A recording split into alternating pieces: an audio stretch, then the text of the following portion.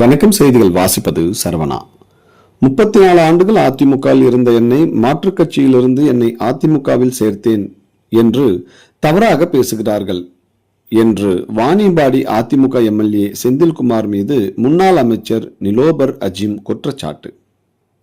திருப்பத்தூர் மாவட்டம் வாணியம்பாடியில் அதிமுகவில் இருந்து திமுகவில் இணைந்த முன்னாள் அமைச்சர் நிலோபர் அஜிம் ரம்ஜான் பண்டிகையை முன்னிட்டு நகர பகுதியில் உள்ள 250 இஸ்லாமிய குடும்பங்களுக்கு சுமார் 4 லட்சம் மதிப்புள்ள ரம்ஜான் பண்டிகை தொகுப்புகளை வழங்க ஏற்பாடு செய்திருந்தார். இந்த நிகழ்ச்சி பெரியபேட்டை பகுதியில் உள்ள தனியார் மண்டபம் ஒன்றில் நடைபெற்றது.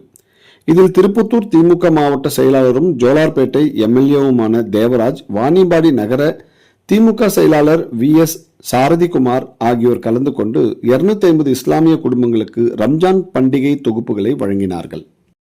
அப்போது பேசிய அமைச்சர் நிலோபர் அஜிம், தமிழக மக்களுக்காக சேவை செய்து கொண்டு இஸ்லாமிய மக்களுக்கு பாதுகாப்பு அளிக்கும் இந்த மாபெரும் இயக்கத்தில் என்னை இணைத்துக் கொண்ட தமிழக முதலமைச்சருக்கு நன்றி தெரிவித்துக் கொள்வதோடு, நான் திமுகவில் இணைந்துள்ள இந்த நாள் எனக்கு ஒரு பொன்னான நாளாக இருக்கிறது என்றும், தமிழக முதலமைச்சர் இஸ்லாமிய மக்களுக்கு பல்வேறு திட்டங்களை கொடுத்து வருகிறார்.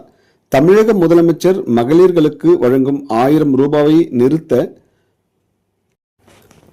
ஒன்றிய அரசும் எதிர்க்கட்சி தலைவர்களும் முயற்சி செய்தார்கள். அவற்றை முறியடிக்கும் வகையில் தமிழக முதலமைச்சர் ரூபாய் 5000 வழங்கினார் எனவும், நான் 1991 ஆண்டு அதிமுகவில் இணைந்து 34 ஆண்டுகள் அதிமுகவில் இருந்தேன். தற்போது தாய் கழகத்தில் இணைந்து கொண்டேன்.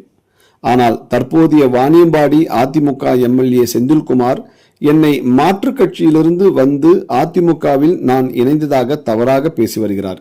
ஆனால் அவரும் அவரது குடும்பத்தினரும் தான் திமுகவில் இருந்து வந்தவர்கள் என்று கடுமையாக சாடினார். செய்திகளுக்காக விமல் ராஜ்.